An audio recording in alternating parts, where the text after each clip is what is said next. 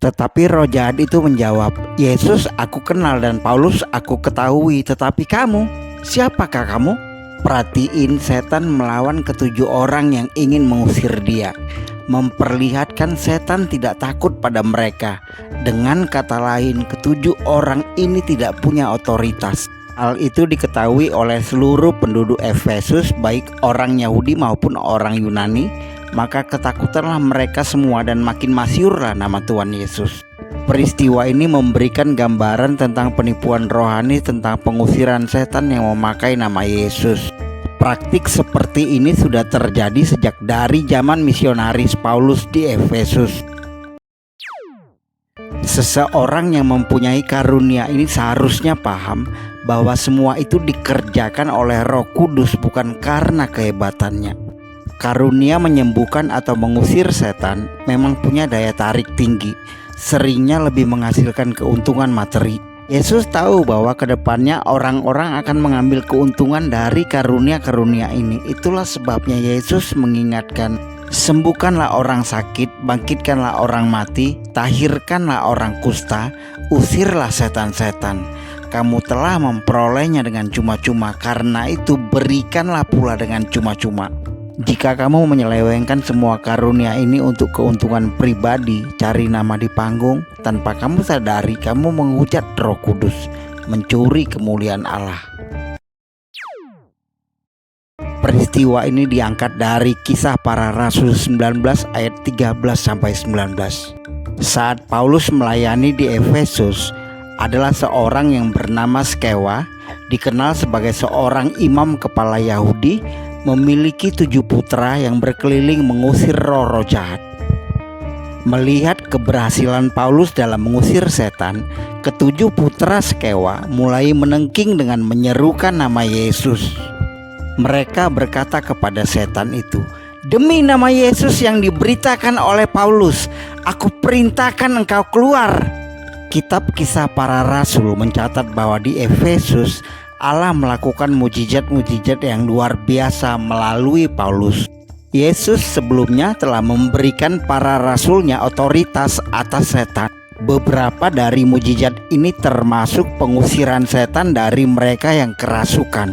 Suatu hari ketujuh putra Skewa ini berencana mengusir setan-setan ini, tetapi setan-setan itu menyerang balik.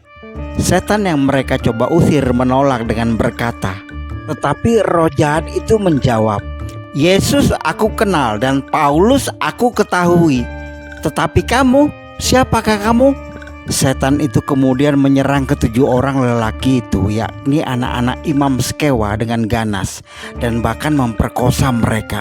Dan orang yang dirasuki roh jahat itu menerpa mereka dan menggagahi mereka semua dan mengalahkannya, sehingga mereka lari dari rumah orang itu dengan telanjang dan luka-luka. Ketujuh anak Skewa tidaklah sebanding dengan kuasa setan yang mereka akan usir. Mereka ingin menipu dan mengusir setan di dalam nama Yesus. Mereka ingin meniru Paulus.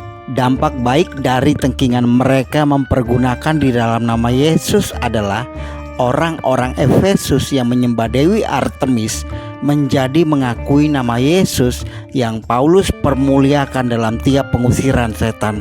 Dalam membandingkan pekerjaan Paulus dengan pekerjaan ketujuh anak Skewa ini, jemaat Efesus dapat dengan mudah melihat perbedaan antara kuasa Kristus dan ketidakberdayaan para penipu ini. Kita belajar beberapa hal dari kisah tentang ketujuh anak Skewa. Demikianlah Injil telah menyebar luas ke kota itu. Pertama, setan adalah makhluk roh yang sangat kuat dan berbahaya, jauh lebih kuat daripada kita. Ketujuh anak Skewa jelas tidak memiliki otoritas pengusiran setan, karunia yang hanya bisa didapat oleh urapan Kristus. Kedua, di saat setan berbicara, setan jelas mengakui otoritas yang sah tentang Paulus dan mereka takut kepada Tuhan Yesus. Ini yang Yakobus maksud dalam tulisannya. Engkau percaya bahwa hanya ada satu Allah saja, itu baik. Tetapi setan-setan pun juga percaya akan hal itu dan mereka gemetar. Penting untuk dicatat bahwa otoritas atas setan hanya dimiliki oleh Yesus dan hanya Yesus, dan kepada orang-orang yang Dia urapi. Ketiga, setan tidak dapat diusir dengan hanya menyebut nama Yesus bila orang itu tidak mendapat otoritas yang jelas dari Yesus. Kuasa itu hanya milik Yesus. Kesalahan terbesar yang dilakukan ketujuh anak Skewa adalah mereka tidak menyadari bahwa Paulus tidak melakukan pengusiran setan, bahwa Yesus Kristuslah yang melakukan pengusiran setan melalui Paulus. Ingat, kuasa itu hanya kalau diberikan oleh Yesus. Kemudian ke-70 murid itu kembali dengan gembira dan berkata, "Tuhan, juga setan-setan takluk kepada kami demi nama-Mu." Ketujuh anak Skewa bukanlah rasul yang diurapi.